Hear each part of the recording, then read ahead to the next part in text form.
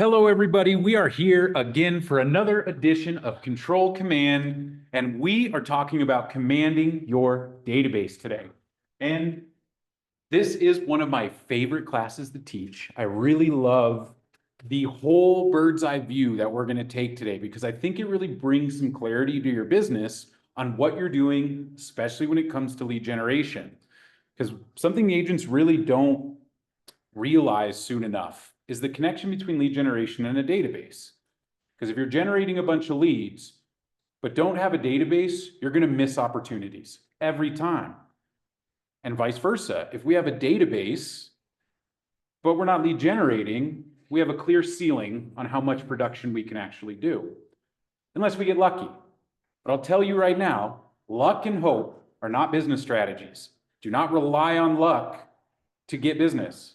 You will always be in that roller coaster, and no one likes being on the real estate roller coaster. If you've ever been on it, we get back on it. And so today, what we're doing is hard. I'm not going to lie to you. This is hard. But this is what professionals do. When you want to be a professional and earn a professional GCI number, you have to do what professionals do. And we know what success looks like in these spaces, and we have models and we have systems to help you with this. But in the end, it's really what you bring to the table is going to make this effective or not. If you don't do the work, it's not going to work. Because emails and text messages don't convert people for the biggest sale of their life. It just doesn't. But conversations do. Our voices, our inflections, all of the pieces of you, your personality, your style, all of that needs to come into this stuff, which is, I'm going to tell you, there's not a lot of automation in today's class, and there shouldn't be. Good follow-up is usually not automated. And we can have some discussions about that as we go through the class, because I know that some people might be wondering about AI, phone calls, and texting, and all this stuff, and how it fits in, and we can talk about that. But a lot of this is how do we build a system for your world to make this effective and keep you doing it? Because all of this is about consistency. Your business is about consistency in your habits, your activities. And I'm going to give you a bunch of stuff to make it easy, because just to set the table, to do the things I'm asking you to do should take you about 6 hours a month total. If you're on it, it's not a huge time commitment, but it does take a commitment. And we'll talk about that too in your scheduling and how to make this happen. And before we go any further, I have to hit a little house cleaning. You guys want that one on? Please.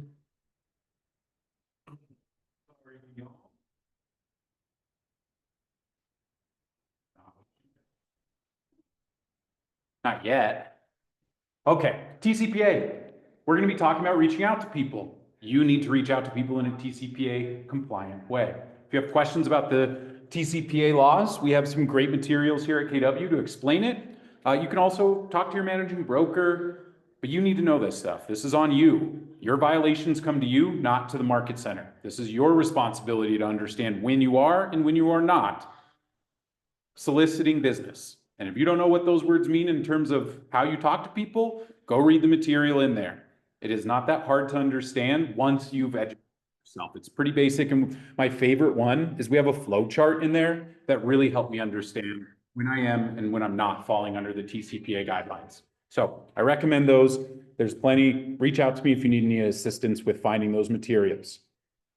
And now, okay, got to get the stuff out of the way. Got to hit our compliance pieces. So we're going to start at the beginning, where I normally start, models and systems. Then we're going to go in and dive into the database touch program that you're going to plan out and build today, with a little bit of help from the models, the systems, and all the things that we have here at KW Down. Because some of the stuff I'm showing you today is going to be specific to our office. Now, number 3 is a maybe today. It depends on where most of you are at. Will depend on if we get all the way to number 3 or not today, which is okay, because I already have a follow-up class planned. If we don't get to it, we'll get to it then. And it depends on where you guys are at in terms of your databases. And I'll get a little feedback on that here in a moment. But first, we have to set the table. And setting the table today, means looking at models. We want to use a model of success that helps us move forward and know what to do next.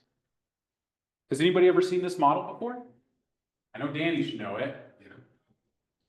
This is one of our 6 personal perspectives here at KW. The 6 personal perspectives help you align your mindset to what we need to do in business. And that's why we're starting here. Because if you're in this class, you are trying to make a breakthrough of your natural talent. Your natural talent has gotten you here. It's closed the deals that you've closed in the past.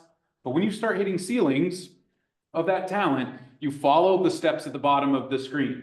Number 1, 2, 3, and 4. Number 1, focus. What are we focused on today? Database is what we're focused on today. I like the idea though.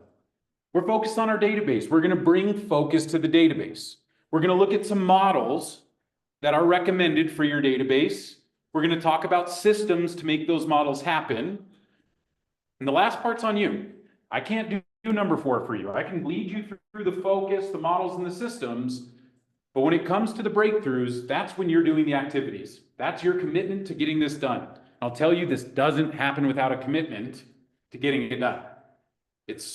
I see it all the time. I train people, and they don't go and actually do it because of one reason or another.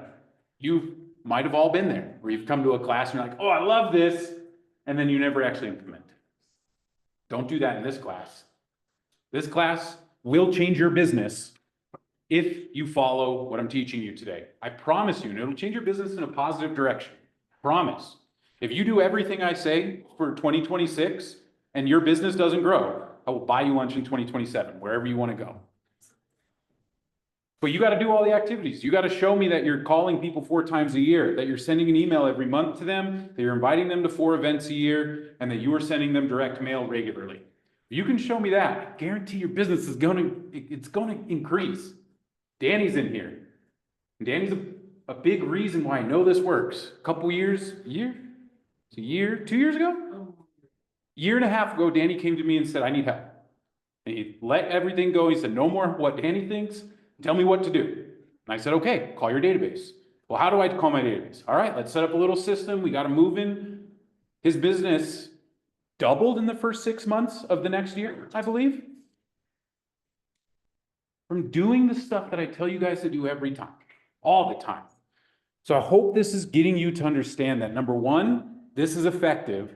Number 2, it's going to take more of you than you gave this year to make this happen. It's hard. But I will be honest, it's not that hard after you've done it a couple of months. It gets easier every month, gets more natural, gets more habitual, then it becomes an actual habit. And when something's a habit, we hardly think about it. And like I said, you should get this down to about 6 hours of work a month for your database. A couple hours each week, about 30 minutes a month for the emails. That's it. You have the time to do it, I promise. I mean, if your database is bigger, obviously it's going to be more time to get to everybody in the database. But those numbers are based on a 350, 300, or 400 person database. Is you should need to make about 20 calls a week to your database. You're going to be doing about 30 minutes of emails in the month, and each week, yeah, it's about 1 hour to 2 hours in your database, which will change your business if you're talking to people. So let's get into a little bit deeper into where we're going with this focus on our database. And this, y'all, you're going to have to tell me if I do a good job here, because I've been trying to get agents to understand this bird's eye view for a long time. And I think when you do, it makes other things click really, really easily. And it's all about, who are we trying to attract to our business? And there's some deeper conversations to have in here, but I want you to put your people and your idea of who you want to work with into this example so that you can understand how lead generation and database are connected. Okay, so take a look on the screen here. You see this big gray circle. That big gray circle represents everyone in the market. Okay, everyone in the market, every single person. Now, are we trying to attract every single person to our business? No, we're not. We're not going to be able to. If your marketing is always, I can help anyone do any real estate, you're probably not going to get much pull or any attraction in marketing. You have to, well, it gets deeper. That's not this class. But we have to target a certain group. Well, we could say, okay, well, that group is inside of that gray circle, but there is a smaller section inside that gray circle of everybody that is my targeted market. Those are the people I'm going after. Those are the people I'm trying to attract. Y'all with me? Perfect. Now, through our activities of prospecting and marketing, we are then going to collect information about the people in that targeted market. We're going to collect names and phone numbers and emails so that we can contact them, build a relationship, set an appointment, convert them to a client, right? You guys know that part. You know when it's that easy, when it just happens within 2 weeks of that timeline of connect with them, build a relationship, set a meeting, and then close that meeting and get a new client. You guys are good at that when it happens over 3 weeks. When that happens over 9 months, y'all start to get a little bit less effective at your conversion, and hopefully we'll fix a little bit of that today. All right, back to our example. So the green circle is, these are people we have information for in our target market, okay? That information, just because we have it, does not mean that I know who that person is, right? Do we ever take an information from people and have never met them? What's an example of when that happens in your business? When do we take information in before we actually meet somebody? Online leads, excellent example. Social media ads, online leads. Where else? Absolutely. Open houses are a huge part of this, where a lot of the times you might have a conversation with them. Hey, welcome to the open house. Here, sign in. And then they dip out, right? And they leave before they ever talk to you. There's no relationship built, but I have their information. Right? I've now captured their information of these people. And the goal is to get in contact with them. Are we going to get in contact with every person that we receive their information for? No, there's going to be some people who don't answer, who give us fake information. That's going to happen. So there's a smaller section of those people, the light green circle, that those are the people that now we've built relationships with. And what do we call the group of people in our database that we've built relationships with? Sphere. Your sphere of influence. That green circle is your sphere of influence. The dark green circle is what we call leads. A lot of agents think lead means they're going to transact soon. That is still right for some leads, but leads in general are when we have information for someone, but we've never met them. We've never had a conversation with them. We haven't built a relationship. So we keep people in this leads category, but we need a touch program for the leads to convert them to contacts. Contacts, the light green circle, that's what we're building our 36 touch for. Our 42 touch, our 80 touch, our 15 touch. The number doesn't matter. The value in those touches matter. So you can have a lot less if you have a much higher value in your touches, or you can have very low value touches and have a lot of them. Think of Zillow. Zillow will send you 7, 8, 9, 10 emails a day. Will they ever call you as a consumer? Nope, never. They are never going to bridge that gap of voice-to-voice connection, which you're going to hear the echoes of, is why we make phone calls. Because the big fellas like that can't play. They can't match my relationship building ability, because I will make phone calls. I will go to places. I will send a video text. They'll get there with AI. I promise you, a couple years, they will be calling, and it will be all fake people calling them, emailing them, sending them videos, and it'll all be fake. Even easier for us, right? Because the more authentic you can be, the easier it is to combat all of the artificial intelligence that's out there. Because our intelligence is still way greater than any artificial intelligence, okay? So, this green circle should be your goal to build as big as possible. Relationships where people know who you are and know what you do are the people in this light green circle. And those are the people that get your touch program. Then there's going to be people who convert and work with you. And then there's going to be people who love your service so much and love you so much that they're going to bring business to you. What do we call those? Advocates. Advocates, referrals. Our VIP.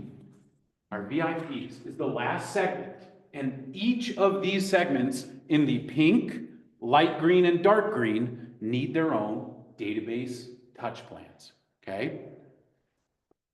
We're going to be building your green, light green circle today, because the light green circle sets the stage for the dark green, because the dark green circle is just turning it down a little bit for the leads, because we don't need to interact with them as much, because they probably won't interact with us as much. Instead of 4 events, we invite them to 1 event.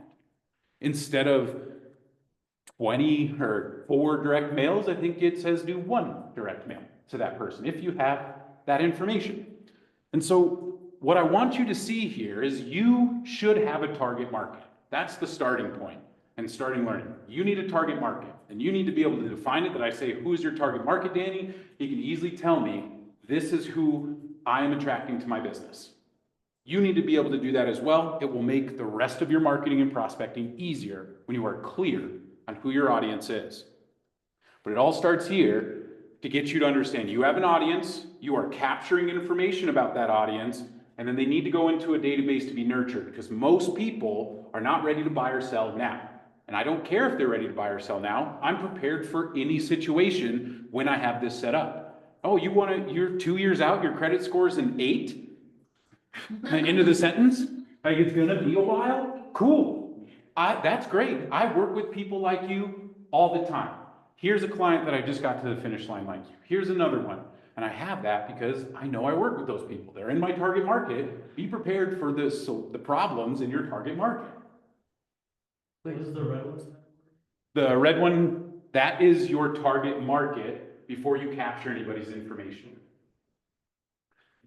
You're welcome. All right. What questions do you guys have about the target market talk? Did it bring any clarity to anybody? A little bit. I hope so. I've seen this really change people's businesses when they focus on their target market and really get clear on that. And they're really enjoying their business right now because of it, because it's very aligned with who they are. Their audience is very aligned with who they are, so they're very excited about working with these people, and it shows. We've set, I think, 8 appointments online, just focusing on a targeted market over the last month. That's it. 1 month, 8 appointments from focusing on a target market. So it's powerful. Now, let's talk about your database. That dark green circle and the light green circle is your database, the pink one included as well. But you got to build a database. Before you get to any of the touches, you need to know how to build a database. And that is law number 1 of the database, is build it. And it never stops, you guys. A lot of people think you do it once. Oh, I pushed all my contacts into command in a spreadsheet. I've built my database. No, it is more detailed than that, and it is actively always going to need maintenance. And you have to feed it every day. Feeding your database means 2 things. Add people, add data. Because you want to add new people and you want to add new data to the people you already have. Because if you don't have the 5 must-haves, name, phone number, email, address, birthday, then you are missing data. Those 5 things are what you should be targeting about every person in your database. It's an easy excuse to call a lot of people. Just ask them, hey, we're having some great events this next year. We send all the invites over email. I want you to be included. What's the best email to get those invitations to? Thank you. Have a good day. Next call. Make the call. If you take the action, you will find it's not that hard to do, but the phone gets really heavy in these situations. And it's hard to pick up sometimes. We're going to try and fix that today. Now, really the bulk of today is law number 3, communicate systematically. And understanding what systematic means. It's basic. I know what's going to happen now, and I know what's going to happen next. That's all systematic means. That's it. We know that there's a plan going forward. It's not a guess, when should I follow up with them next? You have a system, and your system says follow up with them every month. And so you follow up with them every month. You will not fail following your systems. You will fail by not following systems and moving out of the process. Because when you get out of the process, things start to change. Things start to be different from one individual to another, and when that happens, your service is suffering, and it could be illegal. You could be breaking fair housing laws if you're giving different service to different groups of people. So be aware that systems protect you. They help you make sure everyone gets the same experience, because a lot of the lawsuits you see around fair housing and protected classes are not purposeful breakings of those laws. It's subconscious racism or subconscious pieces of their psyche that are making them miss things. Systems save you from that. And then finally, the last law is service all leads. That means if somebody comes to you to work with you, be prepared to serve them. And I have to say, stay within your expertise. Just because somebody came to you to sell their commercial property does not mean you need to sell the commercial property. That does not service all leads, does not mean you have to service all the leads. But do you all know a great commercial broker to refer them to? Do you all know a great mobile home specialist when that comes up? She's in the room. Do you all know a relocation specialist? Do you know people in other states? These are all veins that you can have other people service them, and you need to be prepared for this because you should not be doing a commercial deal if you've never done a commercial deal. It is against the rules of the commission. Don't do that, please. And referrals are awesome. I love light work, lots of pay. Now, last model, I promise. This is all. I know that these are getting old, but this one, how many people are 3 years or less in the business? Just a couple of us. These 4 categories is what you need to master as an agent. New or old, you need to master these 4. And many of you are really good when it follows this simple path. Capture their information, they came to my open house, they signed in. Connect with them, I called them the next day, I built the relationship up a bit, I set a meeting with them, I closed for the appointment, they signed with me. You guys know the rest of that story. That's easy. No, let me take that back. Y'all are good at that. When it goes 1, 2, 3, right? You guys are really good at that. Capture their information, connect with them, close for an appointment. When does the trouble start? Cultivate. What do you mean? What's the trouble there? That's it. It's when it doesn't go 1, 2, 3 in a nice short timeline that our attention is able to manage. Because your attention can only manage so much, which is why we bring technology in to be our leverage, to remind us what we need to be doing, to do things for us so that we don't have to remember to do them in the moment every time. Cultivate is how we do more business. This is how things don't fall through the cracks. Cultivating your database will bring you more referrals, will bring you more relationships. This is a relationship business, yeah? You guys agree with that? So build relationships intentionally and systematically. Know when you're gonna talk to them now and when you'll talk to them next. And we're gonna get deep into Cultivate, and then we're gonna maybe get to talk about Convert today. Because if I go back to this slide, raise your hand if you have built your database. Excellent. We're there. That's good to see. Most of us are there.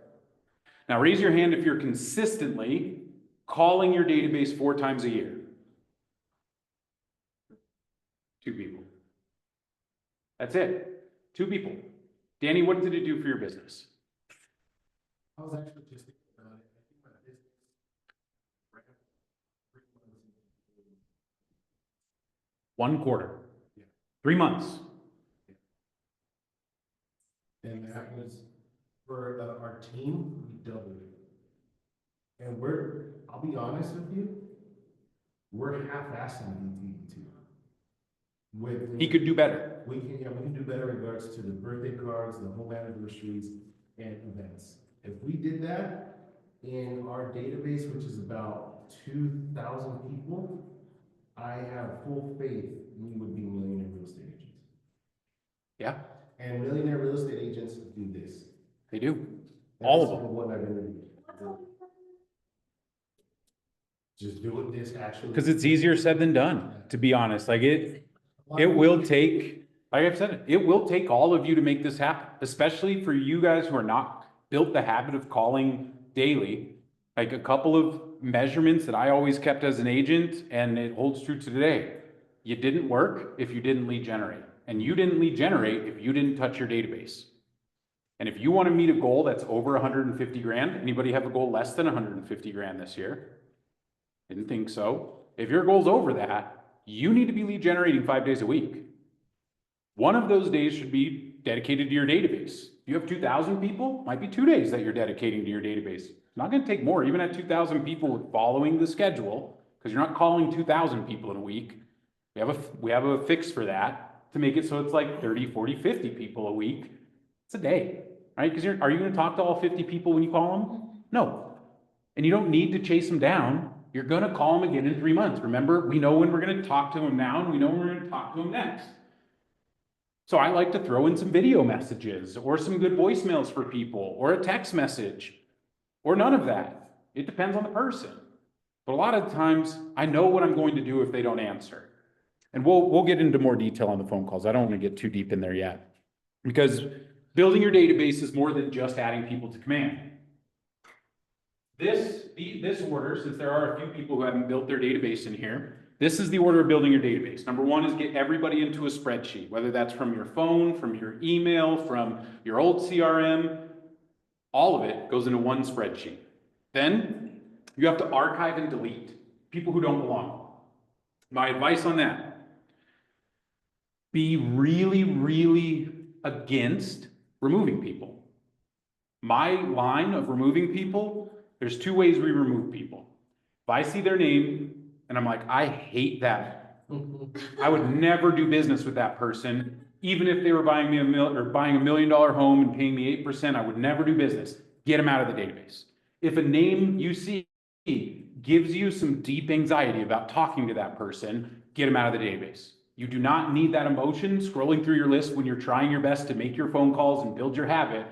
And seeing one name can throw you off like that to give you that super simple excuse to go, I should check my emails real quick and make sure I am on top of that inspection objection that's due in 2 days, but I want to make sure it's good. And I'm going to get busy here and get busy here and get busy here and not ever make a phone call. So get that out of the way. Once you've gotten your list clean and you're like, everybody in here I do business with, great. Next step is to organize those people. We organize people into segments based on tags in command. And I have a whole set of tags to hand over to you so that you can start looking through what other agents use and find what's appropriate for your database. Because Nini's tags aren't going to be the same as Casey's tags because they have different people in their database. They have different relationships with people and they have different interests. And you'll find a lot of the things you're interested in are the things your database is interested in. And having tags that show you important information and help you communicate with those segments is the key. Let me repeat that last part because that's really the key to tags. When I'm making tags and deciding what should be in there, how I should tag, I'm always thinking, how will this help me communicate to this group? If I filter the tag that says has kids, so I can call all the parents in my database to invite them to the Santa photos that we're doing later in December, that is efficiency. That helps me communicate to that group of parents. Has kids, no kids, great tags to have if you work with a lot of families. If you do a lot of events, tag people to help you be more efficient. And then last is the hard work. This last part is where I bet most of you need to actually still build your database. Is filling your information out. Many of you have name and phone number. Oh, great, you transferred your phone. Awesome. But name and phone number gives you 2 ways to communicate. Phone calls and text messages. No emails, no direct mail. That's it. We want to be dynamic in our communications. Only having a phone number limits us. It's a start, but you have to see it as a start and not just, it's okay, they like to text anyway, so I'll just keep texting them. No, you need to do it for your business because that is not efficient. Texting people, if I text, who wants to be my example? Ashley. If she responds to me right away, is that socially acceptable? Yeah. If she takes a day to respond to me, is that socially acceptable? Yep, sure is. 2 days, 3 days? Almost it takes like a week before it's like, what the hell, right? I don't have a week to wait for people to get back to me on, are you serious about buying a home or selling your home? I don't have that time. But I am a lot less patient. And that's the point, is just call them because if I call Ashley and she responds to me right away, I say, hey, Ashley, how's it going? Do you mind if I sent you a birthday card? If she answers, socially acceptable. If she just sat there for 30 seconds in silence and just was making me like, it would never happen. Because we have expectations on a phone call that says we're going to reply and talk to each other. That's the efficiency I need. That's what I need in my lead generation, because if I'm planning to do that 50 times, I don't have time to wait for a message to come through if I'm trying to get to 50 conversations in a day. Phone calls are key. And filling your database is how you fill your database is through phone calls. You call them. If you haven't called your database this quarter, guess what your plan is for the year? Talk to every single person in your database from here to the end of the year. And I promise you, you will find business for next year. And you might just be calling to say, hey, we're doing some events. What's the best email? You might be calling saying, hey, I'm really focused on my business this year. Would you mind if I sent you a birthday card? Great. Where's the best place to send that? What day and month were you born? Awesome. The Ford script, excellent to fit into those as well. But that's the work. And here's the thing. I always get asked with Phil, well, Stephen, I can just go to Facebook and I can find their birthday. Is that true? Yeah, you sure could. And you can go to Realist and you can find their address. So why should I make that phone call? Why? Why do I make that phone call over going and finding the information on my own? Connection, say more. More genuine. More genuine, yes. And it's all yes, yes, yes, yes. Glad you guys are picking it up. Glad you're picking it up. It eventually sticks. Eventually, it takes, like I said, this stuff is hard. And really the hard part of this is the mental part. It's an evolution. Because you have to commit hard to your business, which means don't tell me you have a commitment if your schedule's blank. Don't tell me you have a commitment to doing this if I look at your schedule and there's no time block that says lead generation. There's no time block that says database maintenance. There's no time block that says send emails for the month. That's your evidence to yourself and your business that you are committed to this. Because if you don't make time, it will not show up. You will find something else to do, as all agents do, and replace their lead gen time with something else to make them feel busy. Because it's hard. But when you get committed to this and just saying, shake that off, I'm going to make the calls, listen to what works, do it. Danny had a very similar experience. He was not an ideal student of, I'll just do whatever, because I've known Danny, we've known each other since before we got into this brokerage and real estate. And I knew Danny needed a little bit of my help. When he came to me is when I knew he needed my help. And he still was resisting. And you guys are going to be resisting if you choose to be. This is a choice. You don't have, you can just say, forget it. I believe Stephen. I'm just going to do what he says. I'm going to try and figure it out. Are you going to fail? Hell yeah. That's how you find success in this business. You fail forward. It's the only way to do it. How do you get good at scripts? You fail. You practice and you fail. You practice and you fail. Practice until it starts to feel good and you stop failing.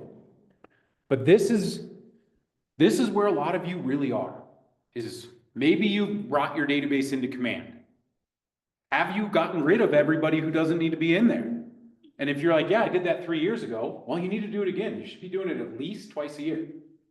Purging the database. Now, the other reason we will remove people is very difficult. 8 phone calls, no answer. No answers on emails sent. No answers on text messages sent. 8 phone calls for us takes 2 years, right? For a year. So they have to not answer us on any level for 2 years, then we'll remove them. We're going to try. And there's some agents who are like, we never remove people. We just keep letting it run. And they come out of the word occasionally. It's like, why not? It's good to fill your database with people because there is a direct correlation between how many people are in your database and how many people you can help buy or sell a home. And so when you're looking at this, y'all said you have your database filled, but do you? Do you have it organized into tags? Do you have it filled with information? Because if your answer is no, you now know you're on step 0. And that's fine. Step 0 is where a lot of agents are. It's not good if you stay at step 0. You need to move to step 1. Because step 1 is going to be building out your 36 touch. But without this beginning piece, You can't send a birthday card to somebody you don't have the address for, or you don't know their birthday. You can't email people you don't have emails for.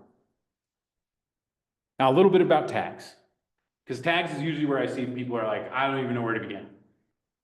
Tags are just organizing your database.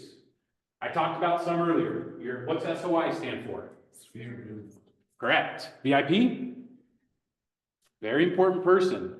Those are two tags everybody can use and should use. Past clients, you should all be using a past clients tag.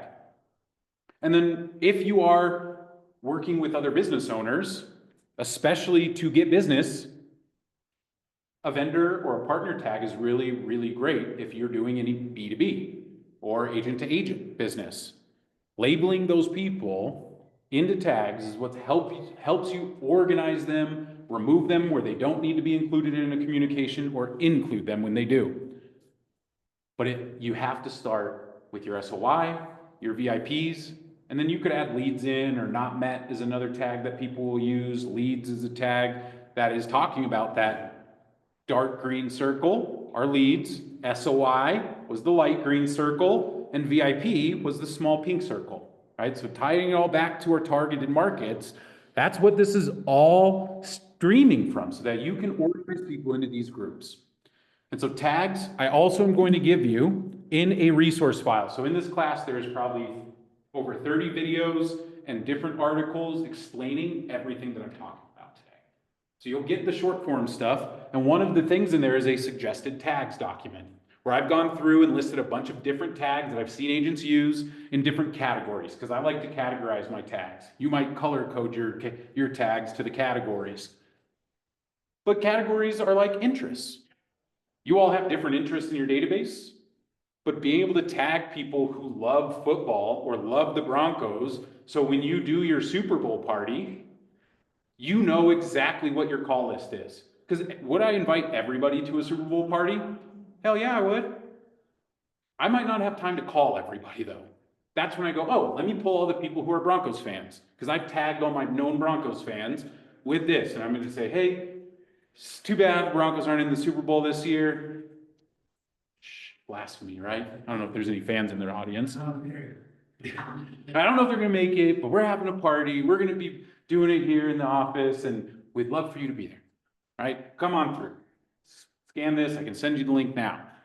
But tags help me communicate efficiently. That's where you should always be thinking. Am I going to communicate to this tag in bulk? No. Then you probably don't need that tag, unless it's a temporary tag, and we can talk about that later. But get your database tagged. And let me show you one of my favorite tags to do, because we've been talking very around DTD2. Who's familiar with this DTD2 thing? Danny is. A couple of us are. What's it stand for? Anybody know what it stands for? Do the database twice. Do the database two. Do the database twice. Oh. One of our old PC coaches came up to me once and said, Steven, what's DTD1? And I just laughed. She thought there was another edition before this. And it's like, no, this is it. But DTD2, basic breakdown, is a way to communicate to your database 4 times a year. Also, 2 times a year. Because I love to teach DTD2 to not just think about phone calls. This is what it was built for, was phone calls. But I use it for direct messages on social media. I use it to break down pretty much any list of people's names I have, where I'm like, holy crap, 1,000 people to call? That sounds hard.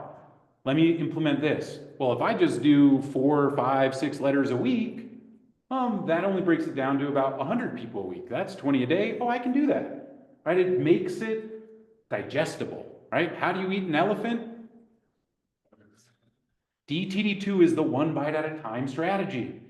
Because here's how it works, y'all. See all the letters on here? A and W, B and E? Those letters correspond to the first letter of their last name. So Steven Delisio would be in the D group, right? And you would call me on January 20th, April 21st, July 21st, and October 20th. You would be calling me on those weeks. Because here's the beauty of DTD2. There's 26 letters in the alphabet, and there just so happens to be 13 weeks in a quarter. So if we call 2 of those letters in the alphabet per week, we'll get through the full alphabet. covering everyone in the database from A to Z in 13 weeks. And then we repeat it for the next 13 weeks. And we start at the beginning and we call them all again. And then the next 13 weeks, and 13 weeks are just a quarter. Now you'll also see text letter that only has a single letter listed. Well, if there's 26 letters in the alphabet in 52 weeks in a year, how many times will I get through the alphabet if I call once or if I text once a week? 2 times, right? So think about this as, yes, it's your call schedule, but it's also your whatever you want schedule. Anytime you need to break down a big list of names into smaller groups, I use DTD2 almost every time. I might start at a different date if I know that I'm working with the same people, or I might shift around the timing, but I still use this format to help me. And again, tags are to help you with communication. So that should tell you, well, if DTD2 is all about systematic communication, I probably should have some tags that help me with DTD2. And take a look at my example database here. Do you see any DTD2 tags on my contacts? Yeah, where do you see?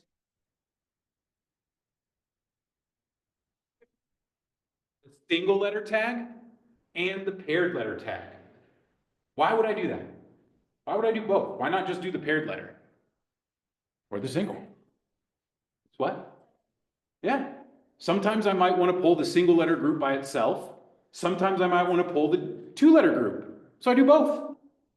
And it just makes your searches and your filtering more dynamic so that you can get to the right people at the right time. And I'll even show you another step, because tagging these people are easy. I'm going to do it real quick. First step, so if you have not tagged your DTD2, get your eyes on the screen, because this is how you do it. And yes, there are videos in the resource file of me doing all of this. So first thing I'm going to do, click on full name in your database right up here. That's a little trick a lot of people miss, that you can click here, and then you do last name ascending. And then let's tag our T, people with T, because I already have a lot tagged in here. T is T and J. Okay, so we're going to find people with last name starting with T, people with last name starting with J. And in here, we're going to start with T's because I'm down here on the list. And all I have to do is come in and start checking the boxes next to people's names. Did I get everybody with last name starting with T? Looks like it. Then I come down to the bottom of the screen and hit add tag. Now, you're going to have to add these tags into your system. They're not in there yet. And it's simple to add a tag. You start typing it. So I'm going to start typing T because that's all I want in my tag. And then I'll scroll down through here and see if I have a T tag. It's alphabetical, so it's going to show up in here in the T section. And lo and behold, I have T in my database. So all I have to do is check T. And well, can I check off T and J now too? Yeah, might as well do both.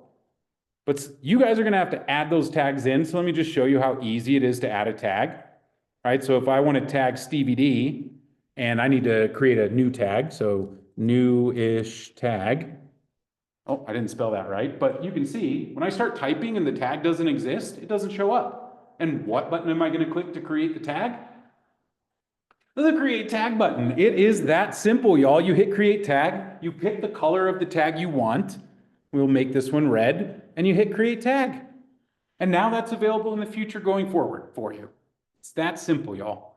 Creating tags, easy peasy, takes you a moment, and then it's available. And if you're like, you know what, Stephen, I really want to change all my DTD2 tags to be purple, and half of them are green and half of them are red, well, you can edit your tags in the settings and go back and change the colors, change what it says, and it'll leave those tags on the people they're on.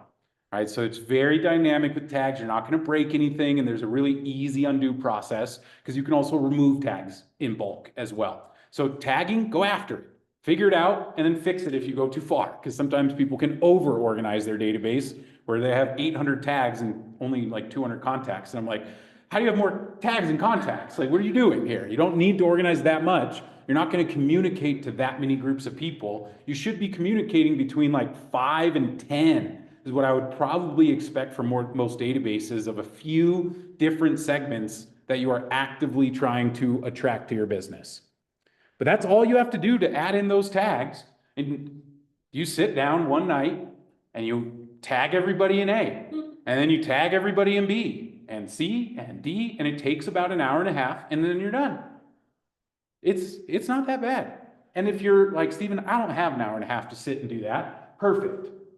I don't want you to. In fact, what I want you to do is I want you to make this a lead generation activity. I want you to go through that list and call people and talk to them and get the information you need and talk with them and figure out where they belong in your database, whether it's tags or anything else. All right.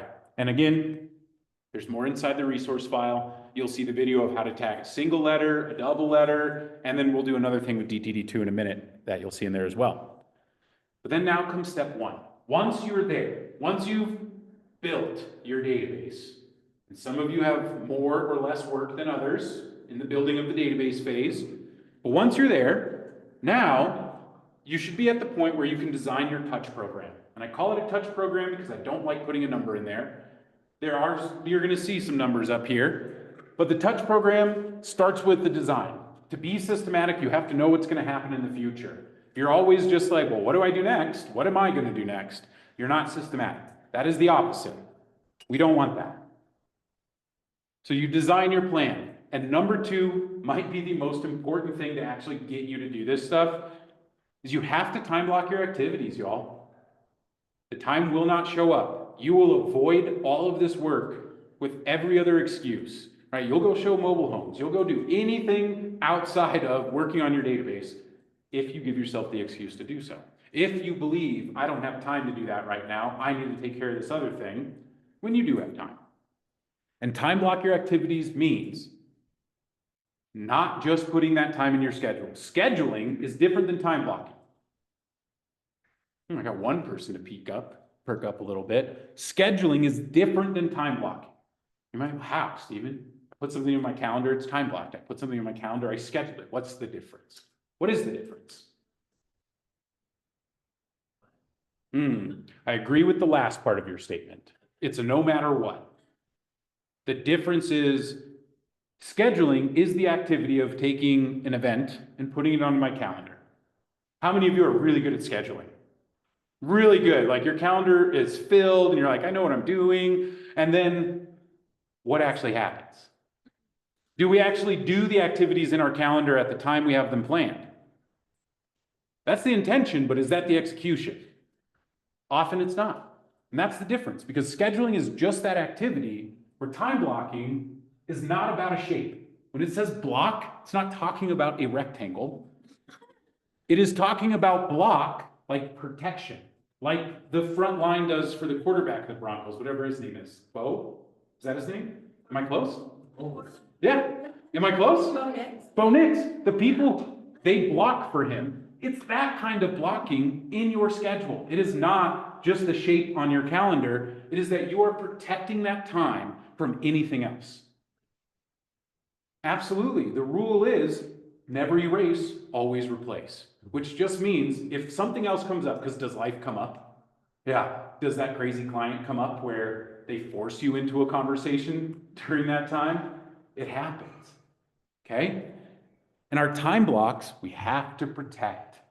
And if you haven't read The One Thing, that's the first place I would start. If you're a little bit like, I need some support with this, The One Thing is one of the best places to start to look through. There's a whole section on protecting your time blocks and 4 different recommendations on how to set up your environment to protect your time. So important, because this stuff is not fun, but make the time and make it happen. And when it's in your calendar and you're committed at the level of time blocking, not just scheduling, you're going to be more effective. Okay? And then the last step, that's the part on you again. Execute, measure your results, evaluate how you did, and then adjust if necessary. And then it goes right back to the beginning. Execute, measure, evaluate, adjust. Because you're going to get started on your new touch program for the year. You're going to be executing it over the months, over the quarters. Then you might need to make a change. I go, you know what? These emails are great, but I need to add more value to them. I need a little bit better newsletter than just what the Market Center is giving. I want to put more of me in it. So how do I figure that out? Okay, I'm going to meet with Stephen and we're going to figure out how to edit that email so I can add a little bit of me, but still utilize a lot of the stuff that Asia is giving me. Right? That's the adjustment that you might make. but it takes a good 1-2 quarters to really get comfortable with this stuff. And I'd say give yourself that much time and that much runway before you make any measurement or evaluations. Just follow the play for 3 months, for a full quarter, and see what it does for your business. And this brings me to, how many of you like making phone calls? A couple of us. Well, I hope that all of you become someone who likes making phone calls, because the bottom line is this is how business is done in our industry. We talked about the text message dilemma. It works the same on direct messages on social media. Phone calls are instant interaction. Now, I get a lot of pushback on people saying, well, I don't have a database to call, so I'm not going to make those calls. I'm just going to go do open houses. But does that agent actually get to not make any calls? We got to follow up with them, right? We have to make some other touches happen, because it's very rare that somebody comes into your open house and then calls you back, right? Like that doesn't happen very often, if ever. So we need to do this. We need to make time in our schedules to make these phone calls, whether it is touching your database or if it's following up with people. But I'll tell you, as you're growing your database, eventually you're going to have one and you need to call it regularly. Whether those are your friends and family in a sphere-like situation, or if it's just people that you have followed the plan, target market, capture their information, connect with them, and then now they're on this plan to keep you top of mind with them. No matter what strategy you use, whether it's sphere, expireds, anything, all of that lead generation comes back to your database and should be on a touch plan so that you don't have to execute every touch, because the beauty of technology is, yes, you're making all these touches happen, but a lot of the time, outside of the phone calls, you can schedule it. You can push it into the future so you can take care of it now when you do have time and let it go out when you don't. But phone calls are unavoidable. And if you need to get over that, it's tough. I mean, I get it. It's tough. But the way you get over that is understanding the value that you have to give in those phone calls. Because a lot of the time I hear the resistance to calling their database is they don't know what to say. Yeah, and you roll your eyes now, but I'm sure I heard that excuse from you as well. Or you've used it in the past, right? When you weren't calling your database, because we'll look for any excuse to say, well, my database works 9 to 5 and they never answer, so I don't call them. Or what's another excuse I hear from agents? I have kids and I'm really busy and it's so hard to make time to get to my lead generation. Or, oh, my deals just are so hard and I have to spend so much time on these inspection objections and blah, blah, blah. It up. I don't have patience for that. Well, I do if you don't want to win. Like if you don't want to win, give yourself all the excuses in the world and I will say, great job. But if you want to win, you're going to have to, like, I have to be a little bit pushy. Some of you need a little kick in the rear end to say, run your business like a professional, dang it. Do the activities. Yeah. Yeah. Are you asking me or are you giving me an example for others? Yes. Thank you. Yeah. Because I can't tell you your value. I can't. I could probably talk to you for a while and make a guess. But I don't know what your value is. You do. You get to define it. You get to create your value. That's why I love running my own business, because there's no ceilings on how I do that, how I bring value to my people. It's my choice. I love that because I love serving my people at a high level. Now, let's do a little history on the database touch programs. So y'all know my affinity. Oh man, my love for this book. Absolutely love it. Let's rewind time a little bit and let's look at what they suggested when they wrote this book, which was 2002, to give you a little understanding there. Leads, remember what are leads? People you have information for, but not had a conversation with. Make sure you understand that definition. It helps you run your pipeline. Leads are just people we have not met yet, but we have information for. That's it. And then in the MREA book, it said those people, you're going to send them 12 direct mails a year. That was all the support that KW gave at the moment. They didn't tell you what to send. They didn't tell you when to send it. 12 a year. That's how you're supposed to convert people from leads, people you've never met, into people that you can meet and connect with. Do you think that worked well? Maybe in 2002 it did, but I don't think it works anymore. That is archaic. That feels archaic, right? To us and how the world works now. But in 2002, and the 10 years before it that a lot of this data is built on is what people did the 10 years before, it probably was more effective. But like, we struggle to get addresses for anybody, let alone leads. You guys struggle with getting addresses with your contacts, people you have met. So getting addresses from people you haven't met, it's tough. But that's why we make really good capture forms and capture information in ways so that we get the information we need to run our touch programs. Now, Connect is the path in between lead and contact, okay? So when we get their information, now we put them on the 8x8 to build the connection with them. And this is the old school 8x8. It is old school. You can read it. It's in the book. I don't want you to go through the details. The text is tiny because I don't want you trying to read all of it. But it's 8 touches over 8 weeks. I love the 8x8. I think it's a great way to connect with people and bring value to them and establish a relationship. And then once you get through the 8x8, assuming that they've answered, because sometimes if we do an 8x8 on somebody, will they not answer any of that? Should we delete them at that point? No, they just stay in our touch program, our leads touch program. That's going to be better than 12 direct mails. But if they do answer on my 8x8 connections, now they're going to be in my SOI. And my SOI, the original touch program was a 33 touch, 18 touches that are just a mix of a bunch of stuff. Emails, cards, letters, just messy.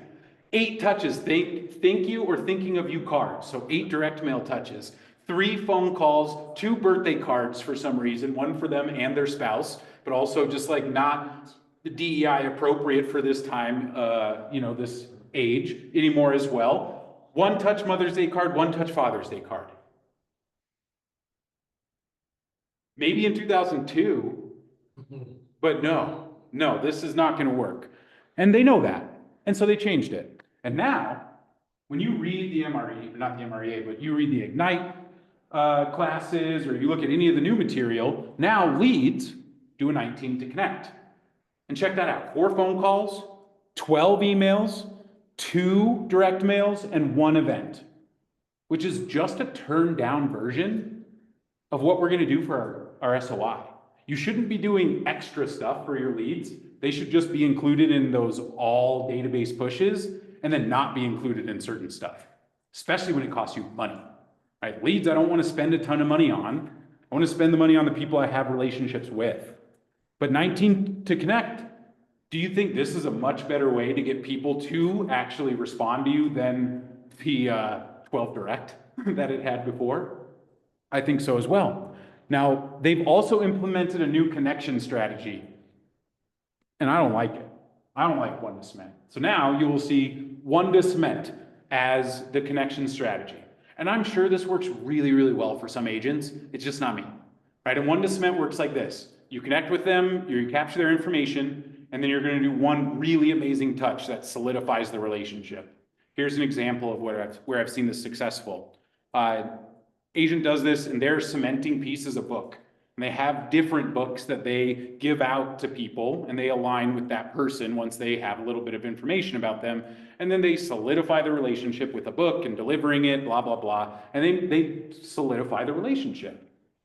I still like 8x8. Not the 8x8 that's in here, but if you go into the Smart Plans library, there's a new 8x8. And I do like that one, and I would still adjust the one for my style. Because really my goal in the 8x8 is I want to sit down with them for coffee. I'm going to send them a couple of video messages. I'm going to send them a couple of text messages and make some phone calls. Probably not going to email them at all at this point personally. You get to set what this looks like. What I'm telling you is you need a connection plan. And right now, it should be general.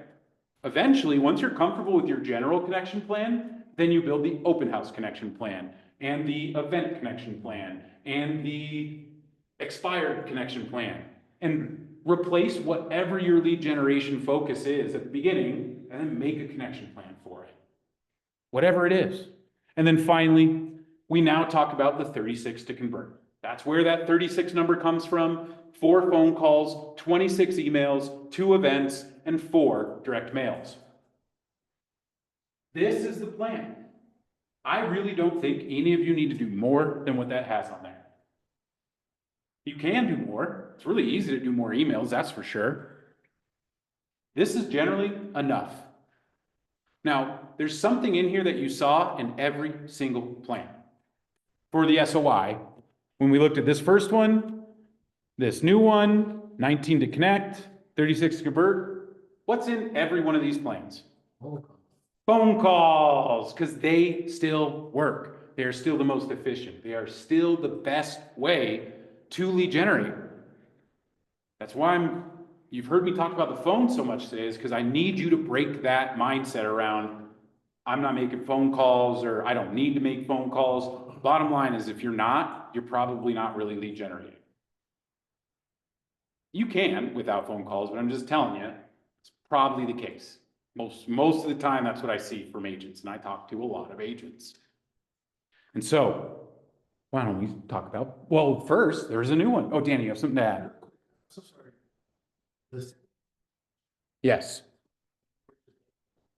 72 touch adds in about another 36 emails, and, well, this will help too, because there is a new plan out that they just published out of this book. Anybody seen this one yet? Just came out maybe a month ago, maybe a month and a half. Awesome. So good. Ignore the rookie word. Most of you, this is you right now. Because rookie for me means 0 to 3 years, no database setup, no healthy lead gen habits. This book is this simplified. Like, they don't say economic model once in this book, but it's in here. They don't say lead generation model, but it's in here. This slide is directly from this book. And I love this plan. I love it. Here's why. Well, what stays? quarterly calls. Quarterly calls, those don't change. We know those work. Don't change what works. Personal cards and notes goes up to 4. They do. And I think this is a very smart change, because my mailbox is not overloaded. My mailbox does get junk mail, but I look at every piece. My mailbox is pretty easy to move through, and I check it every single day. My inbox does not operate like that. My inbox is filled with junk. My inbox, I try and check every day and still miss emails. People are overwhelmed with emails. And it's because they're easy to make happen. You guys can send out 36 emails a year, working 5 minutes a month, because Asia builds them for you. And all you have to do is just say, I want this one to go to this people, and I want this one to go to these people, and that's all you have to do each month. 36 emails, it's easy, but it's not effective. Don't go for efficiency to lose effectiveness. Always put effectiveness first, then build the efficiency in. And most effective usually for y'all is manual action. Make the phone call, write the email yourself, send the text message yourself. Do not rely on a technology system to do something for you if you don't know what the system should be. Because if you do it yourself, you're going to build your own system. Authorship is ownership, and that is how you will feel confidence in you executing the system. Because I've handed this over to people and they fail every time, because they just go, well, I don't know what the next step is. I didn't know what to do when it said send video text message. I didn't get it, so I didn't know what to do, so I just stopped the plan. Follow the plan. But when you write it and you understand why you put step 3 after step 2, and you understand why step 4 is after that, it's so much easier to execute your plan because you have ownership over your plan. And so these cards, I love it. I love that they're adding these cards because they get responses. People love it. They're not going to direct mail you back, but how many times, like, I know you send direct mail, you're not yet. I've seen $1 million deals start on a direct mail. Hey buddy, thanks for the birthday card, we're ready to list. $1.2 million listing. I've seen cards where they just go, oh my gosh, thank you so much. You'll get a text message back all the time. That's wild.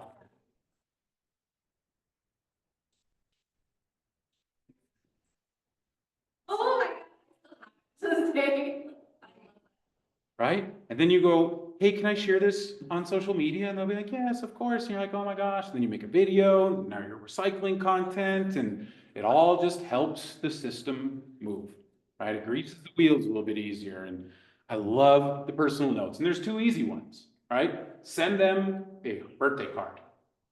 Everybody has a birthday. Most people celebrate it. Most, not all. Be respectful of the people who don't, right? Have a backup plan. Hey, can I just send you a thinking of you card then? Great. Where do I send it? Right? Easy adjustment. If you know a lot of Jehovah's Witnesses, you need to have that adjustment in your quiver to be able to pull that out. Because those folks don't celebrate birthdays, and y'all should know about that and respect that culture, right?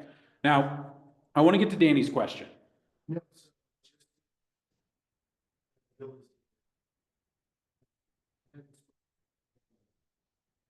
I have always reached out to him. I haven't talked to him since I was 18, high school graduation.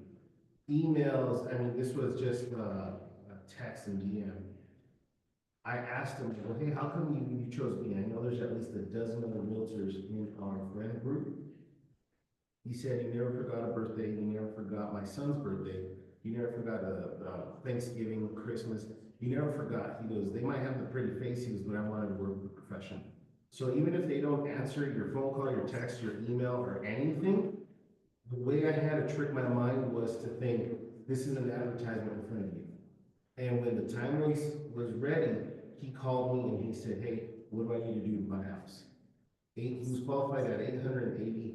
He ended up buying something in 7 years. All because of this. Pretty nice story, right?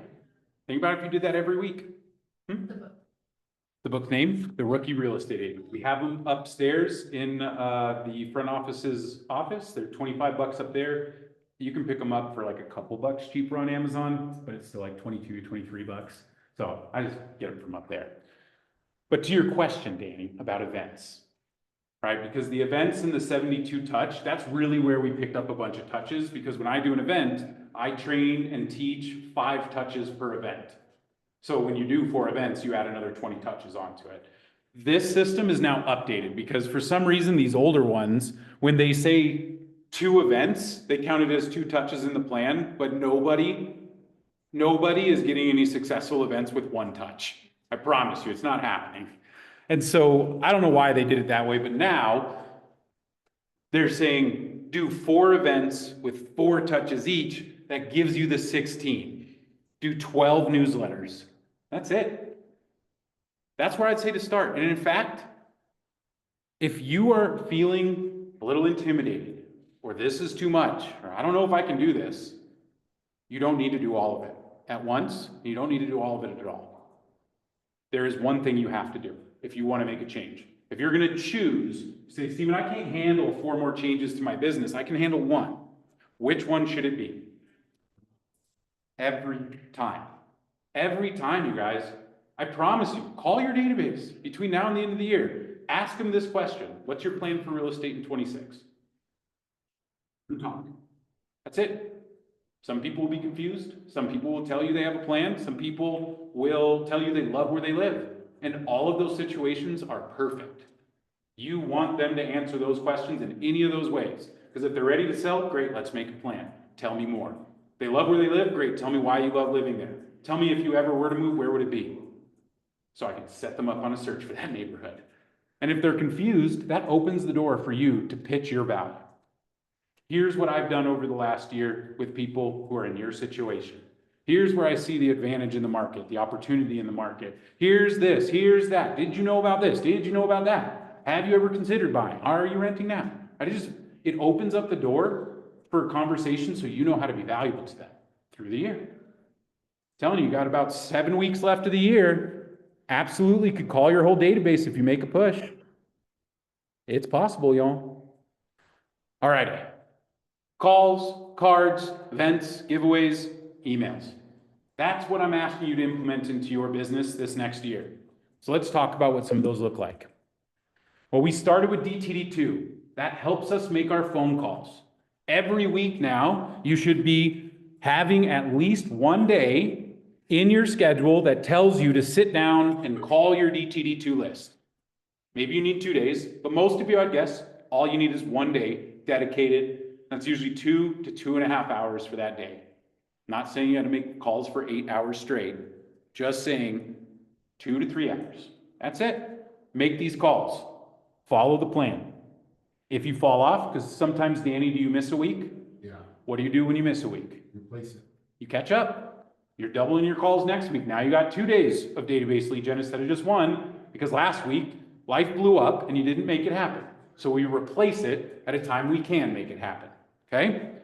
And now I want to show you the other piece in here that's called Smart Views. Check this out, y'all. Anybody use Smart Views? It's kind of an advanced piece. It's very simple, but only really the advanced users use them very much. But they're like a saved search for my database.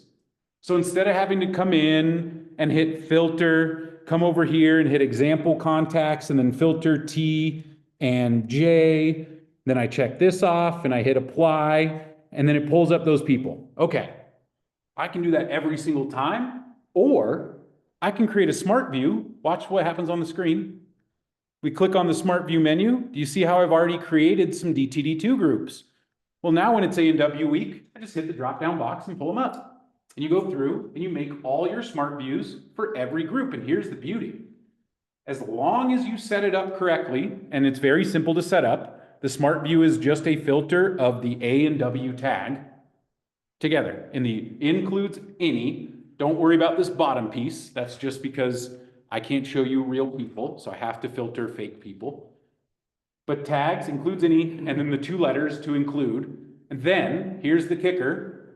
Every time you add a new person to your database, as long as you put that single letter tag on there, they will show up in this list automatically.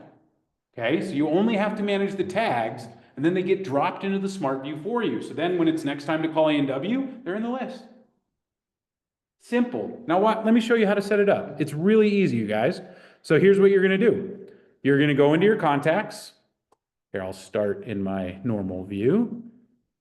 You're going to go into contacts, hit filter, and then you're just going to come in, and all you really have to do is search for T, find your T tag for T and J, show more. Oh, this is going to take a moment. I should have used a letter at the beginning of the alphabet. Yeah. Well, I already used up A and W. I could, I guess, retag them, but oh my goodness, I'm sorry, you guys. Knitting. All right, we're almost there. There's the S's. Oh my gosh. I think I have more tags than people. All right, so I check off T, then I could check off J as well. Let's see if J shows up in here a little easier. So we check off T, we're going to check off J, and then it should look just like this. Oh, there we go. So for you guys, ignore the team and the example contacts part. That's just because of the way my database, and I can't change it because then my database will show real people and then YouTube takes my video down. And so I have to keep the fake like Wile E. Coyote contacts up here for you guys, but just yours will just say T and J. Clear? Cool. All right, then you hit apply. Okay, then your T and J's show up. Excellent. Then all you have to do is come up here to the Smart View menu, click on the drop down and scroll to the top. And we're going to hit Create Smart View. You name it, T and J, save. And then now, T and J is in my Smart View list. Build that out for each one. Now, you can sit down and do this all at the same time. You can also just do it 1 week at a time. All right, next week's T and J, great. Go tag your T's, go tag your J's, create your Smart View, and then that's your calls for the week. Then next week, you're going to do, what's after this week? T and J. Oh, that was way down there. Let's say November 17th is next Monday. Next Monday is M and X. So you could go through and just worry about M and X next week. Tag them, Smart View, call. Then the next week, after M and X, N and R. Tag them, call them, tag them, Smart View, call them.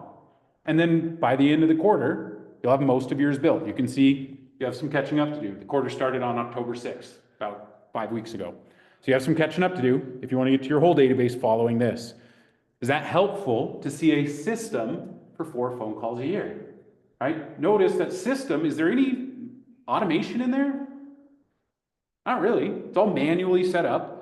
But that little time I spend setting up saves me hours into the future. And it might not feel like that, but when you start making the phone calls, those smart view drop downs, because it's so easy to close a tab or lose your spot or have to go in and look at something else and lose your filter. And instead of having to go filter, find the tag, scroll forever to find the T tag, right? Like that's a pain to do 12 times in a day.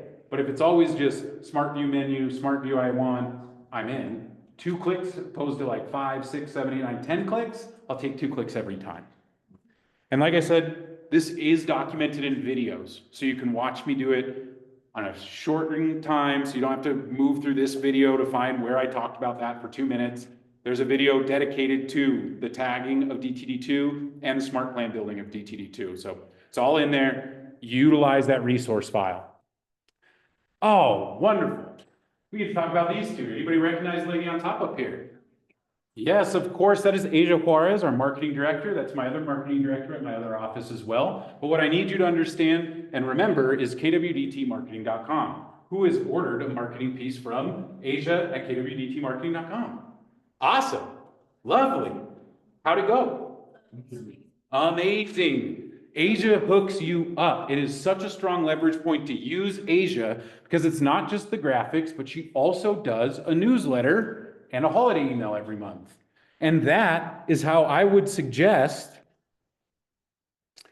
you doing any newsletters and postcards. The postcards in command are really easy to use the system. The hard part is building the designs. And you don't have to, because you have Asia. Asia will build these out. She knows the sizing. She knows the formats. She knows what they should be set up so that you don't have to figure all that stuff out, because that honestly is the only hard part of sending direct mail.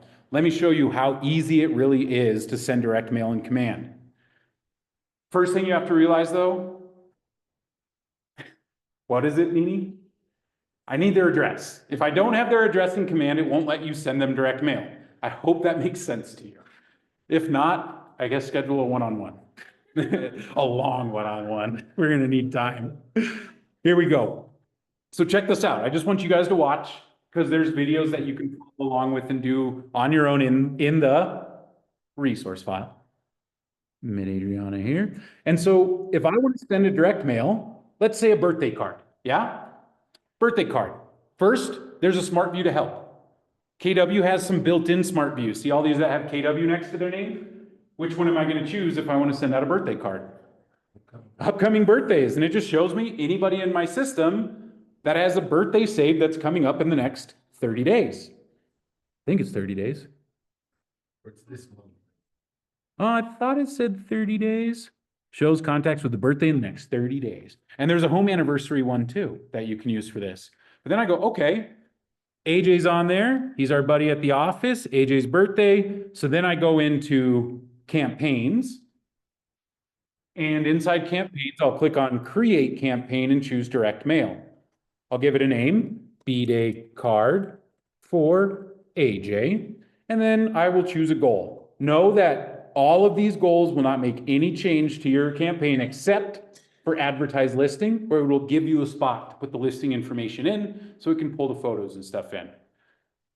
I normally choose brand awareness. It's just a goal, it doesn't change anything. Create campaign, okay? Simple so far? Yeah, pretty easy. First, we're gonna set the content. This is the work. I'll tell you, I have never once sent a default template out of command. They're fine. You can do just listed, just sold, and like 2 others where you just kind of have to add the information in. It's easy to make, but it's very limited. And I would just rather get something from Asia that's more personalized to me than using this generic stuff that KW builds. And so all you do is just switch to upload a custom template. Okay, so it's default template provided, switch to custom. And you see all these rules? So I was telling you about with how hard it is to design these, because if you're 1 pixel off on the length of your photo, it won't upload. So it can be a pain if you're not comfortable with resizing photos, resizing canvases, And if that's like, what the heck are you even talking about, Steven? Yep, go to Asia. She's gonna get you set up right, because she's gonna send you 2 files when you order a postcard from her. And that's because Command wants a front and a back file. Once you put those in, you can then move on, and then you will have to put in your market center and hit verify address. For me, everything shows up except for the state every time. Most other agents, everything shows up. You just have to hit verify address, because this is setting your return address as well if anything gets returned. So confirm, and then targeting. Targeting someone, we have 2 ways to do it in direct mail. I love this, because the first option is local target, where I don't even need them in my database or know who they are, and I can send direct mail out to a radius in a neighborhood, or I can say 10 houses down and 10 houses to the left, 10 houses across the street, 30 houses, I'm gonna hit them with just solds. This is a great way to market.